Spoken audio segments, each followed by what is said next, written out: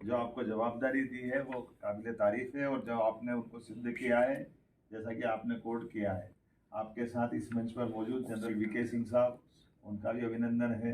हमारे सांसद अहमदाबाद के, उनका अभिनंदन है। इस अवसर पर हमारे मंत्रीगण मध्य प्रदेश सरकार के श्रीमान नारायण सिंह कुशवाहा जी, प्रद्युम्न तोमर जी और समस्त मंचस्थ अतिथिगण, मैं एक के बाद एक जो लगातार हमारे अपने खासकर ग्वालियर का जो एक नया सूर्य आदित्य का उदय हुआ है, जिसके कारण से ये सब क्षेत्रों में जा रहे हैं। अभी पिछले ही हफ्ते हमने बेंगलोर की फ्लाइट जोड़ी थी, अभी अहमदाबाद से संबंध आया।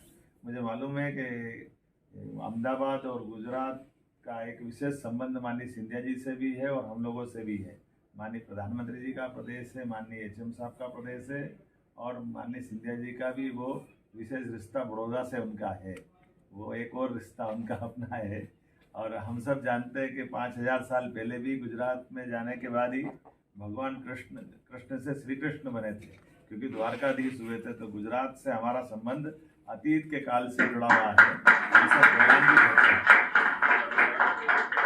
हम गौरवान्वित होते हैं इस नाते से भी कि अहमदाबाद का एक और नाम कर्णावती भी है, इसलिए ये महाभारत कालीन कर्ण को भी स्मरण कराती है।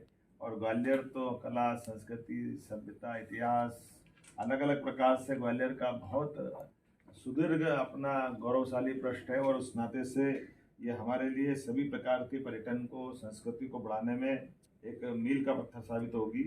तानसेन संगीत समारोह से लेकर कई अवसरों पर यहाँ जब हमको लगता है कि गुजरात में ये महत्व, ग्वालियर में महत्व बढ़ना चाहिए, तो ये सुविधाओं के साथ बड़े पैमाने पर अहमदाबाद में व्यापार की दृष्टि से भी अब यहाँ चंबल के बेल्ट के लोगों को आने जाने की सुविधा की जरूरत पड़ती है।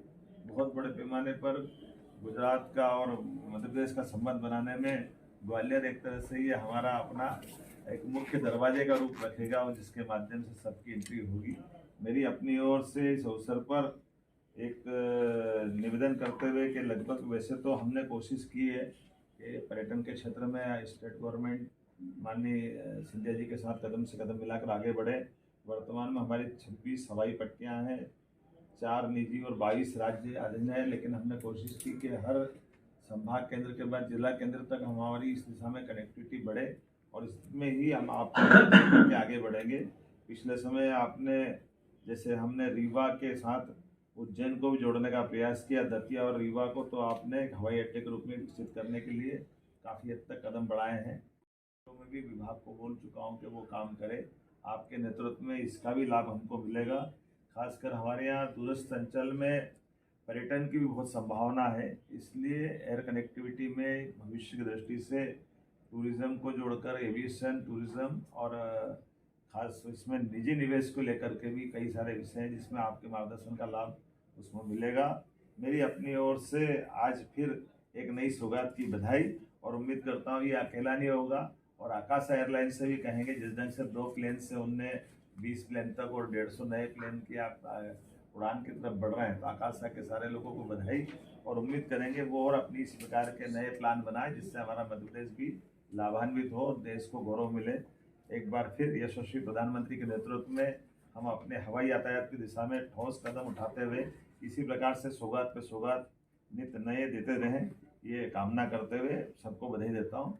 बहुत बहुत धन्यवाद। से ऐसा ही एक पोर्ट बनाना चाहेंगे, जिसके माध्यम से भविष्य में उज्जैन में देश भर से, देश के बाहर से आने वाले यात्रियों को भी इसकी सौगात मिले।